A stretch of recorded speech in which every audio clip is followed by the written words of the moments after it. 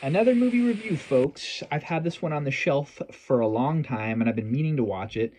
Today, I was at the thrift shop with my buddy Kyle and I saw the original novel that this film was based on. So, tonight we're going to be reviewing 1974's The Taking of Pelham 123.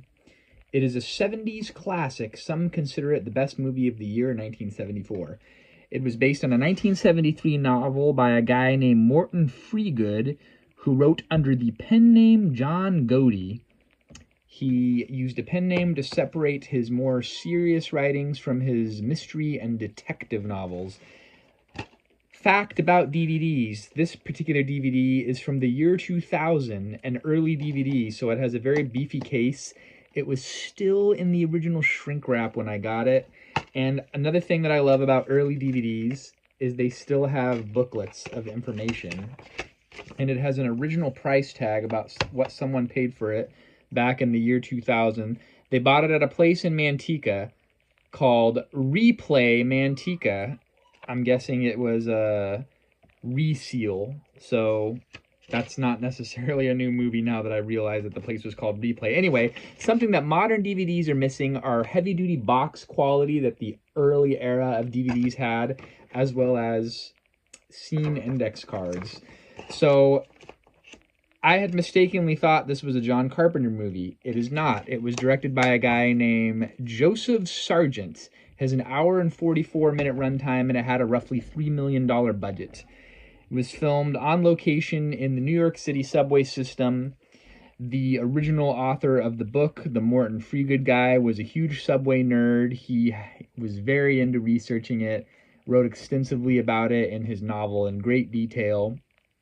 The New York City Transit Authority did not want this movie to be made, and they were not cooperative at first because they were afraid.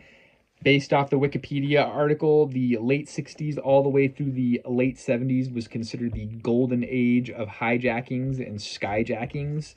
So this kind of fell into the real life situation that was happening at the time. You know, security, there's no TSA, it's all pre 9/11. Security is lax to get on planes.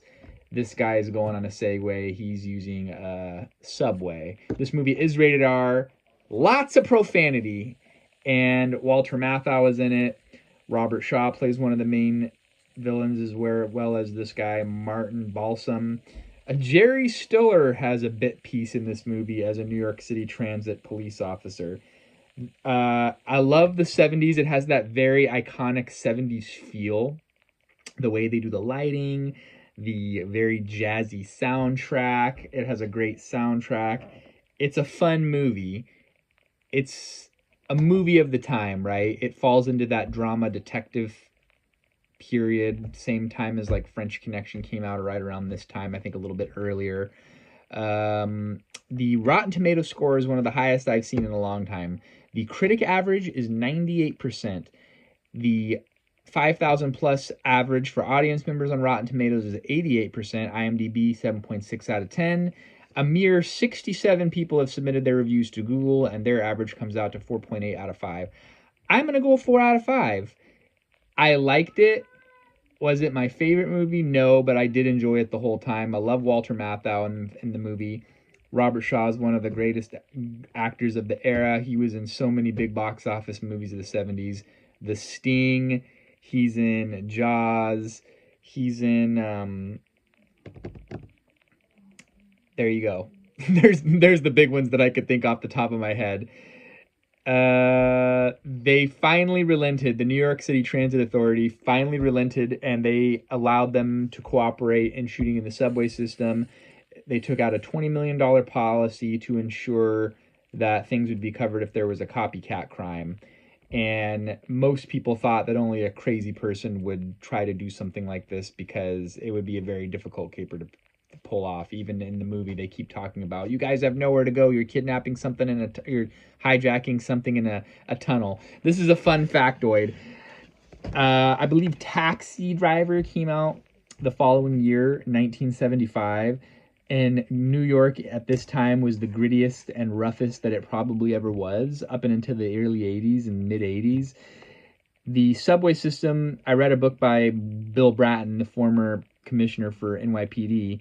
He was brought on to help clean up the subway system in the late 80s, early 90s. There were so many murders and muggings and robberies, and all the subway cars were just so disgusting and graffiti covered. The New York City Transit Authority didn't want to get their reputation out there in the big screens, so they sanitized the subway, and there's not one bit of graffiti. The cars look immaculate, the station platforms look immaculate. However, the film crew would go on to say that there must be new diseases and bacteria existing in the subway tunnels because there was prehistoric-sized bugs and a proliferation of rats that was unheard of as they were shooting inside of the subway tunnels. They made use of a really fast film to capture the low lighting, so they didn't have to bring in generators and lights to run up the budget. But it was a very successful film at the time.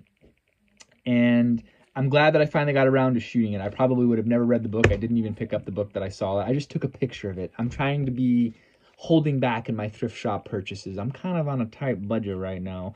So that's my review. 4 out of 5. The Taking of Pelham 123. It's definitely a 70s classic. It's not my favorite movie of the 70s, but I really enjoyed it. Thanks for watching. We'll see you next time.